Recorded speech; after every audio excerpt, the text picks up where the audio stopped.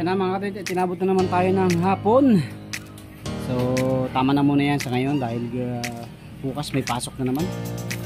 Pagod na naman tayo. Ito na po yung output natin.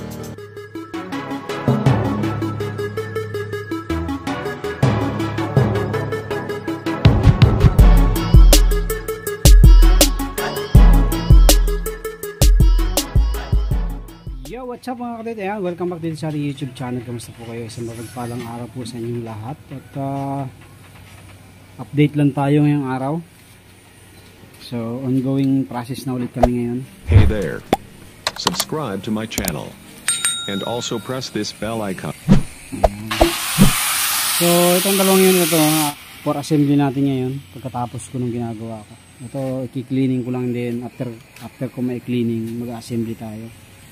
Tapos, ongoing process si Bayaw sa dalawang unit. Ayan. Dalawang unit ang kanyang gagawin niya yun. Kaso wala pa kami pantangkin. Ubus na yung aming tubular. So, by next week na lang matutuloy yung tangke niyan. Okay. So, pwede naman isukat yung niyan, yung tangke na yan. Gawin mo na lang, jig muna yung tangke na ito. Sa Sabado mo na lang gawa ng tangke. Kasi wala na, alanganin na ngayon mga kapatid. Kasi half day lang ang hardware. Tapos dun pa kami kumukuha sa labas. Hindi kami kumukuha dito sa loob kasi sobrang mahal dito ng materyales sa loob. Grabe. So next week magpapadeliver tayo ng angle bar. Siguro mga 3 piraso. Ano bang kukuha natin tubo? 3/4 na lang ulit? 3/4 na lang, ganyan na lang. Isang 3/4 tsaka isang 1/2 para sa oil intake pipe natin. So ito, magpa-process ulit tayo ng ating for screen. Ito, bubutasan ko. Mapping na lang ang gagawin natin para hindi na offset. Pag kasi sinukat-sukat pa na offset pa. Dahil manual drill Obra yung mga sukat-sukat kung tayo, naka-steady yung natin. Naka-bench drill tayo, kaya naka-milling tayo. Pero kung manual drill, suggest ko, mapping na lang, iipit na lang natin. Para sure ball na pasok.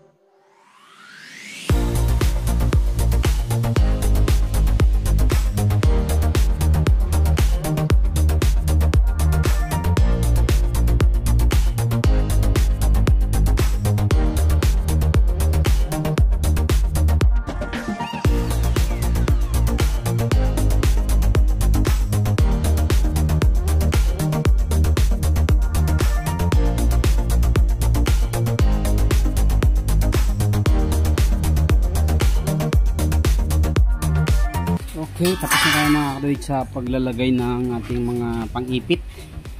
So ganyan ginagawa ko, binubutasan ko muna yung mga bracket, then imamapping ko na lang dyan para dire-diretso na siya.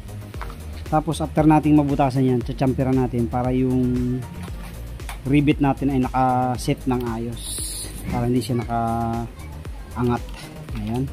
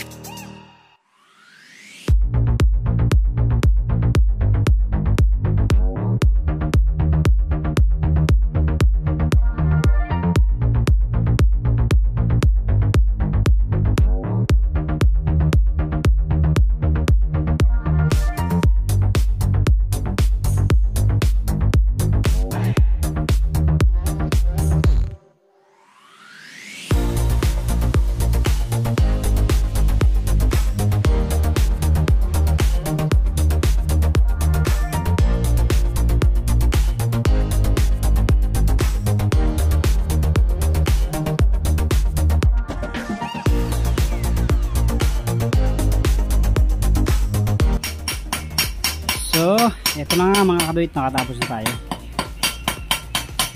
Yung ating binutasan, may mga chamfer na rin. Ayan, kung makapansin nyo. Para pag nilagay natin yung rivet yan, nakalubog siya, hindi siya lutang. Kasi lutang, tingnan. Ayan. So, ngayon natin hindi ko na rin mapipintahan to, next week ko na lang pipintahan. So i-cleaning ko lang, tapos next week i-sanding na lang natin bago natin pintahan para tapos na, hindi na tayo matagalan sa flex ko lang tong Rowan Ibeo. Ayan. So for assembly na to, for final welding. Tapos ito na yung natapos, itong isa na to.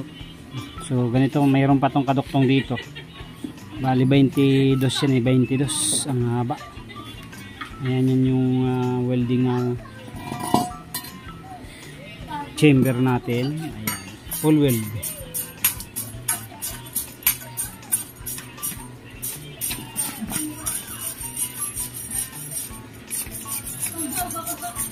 Okay, tapos ito yung frame nya, dalawa, para sa assembly natin mamaya. So ito na nga mga kaduit, at dahil hindi na aabot ang pintura natin, so pag sinanding pa natin yan, kakalawangin na ng todo, kaya half ano lang muna yan. Ginarain lang muna natin yung mga edges, yung mga umbok ng welding yan. Ipifinishing o ipapaplap this grinding na lang natin yan sa next week para ma-finals, mapantay ng todo. So itong tangke nya hindi ko na rin masyadong ginrind pa kasi kakalawangin Ayan na mga kaduit, tinabot na naman tayo ng hapon. So tama na muna yan sa ngayon dahil bukas may pasok na naman, pagod na naman tayo. Ito na po yung output natin. Itong dalawa na to, tapos na talaga to ang ginawa lang natin dyan. So nalagyan natin ng screw to, dalawang screw magkabila. So itong isa tinamaan yung brace, kaya medyo inangat natin ng konti dun. Ayan. So ito for sanding na lang next week, tapos for paint na yan. Na-leak test na rin natin kanina, wala naman siyang leak. Tapos itong dalawang ito yung output talaga ngayon. So hindi pa rin natapos kasi walang tangke at saka brace ang kulang yan. So next week tapos na rin yan. Tapos yung burner pala, nozzle burner, hindi pa rin natapos dahil wala naman tayong cap, metal cap wala tayo, kaya next week na lang, tapusin na lang natin next Saturday yan para Sunday maka-output ulit tayo ng dalawang unit. So yun, maraming salamat po sa inyong patuloy na suporta at panood sa ating mga video. God bless po sa inyong lahat. So yun yung ating for deliver kung sino magkakagusto dyan.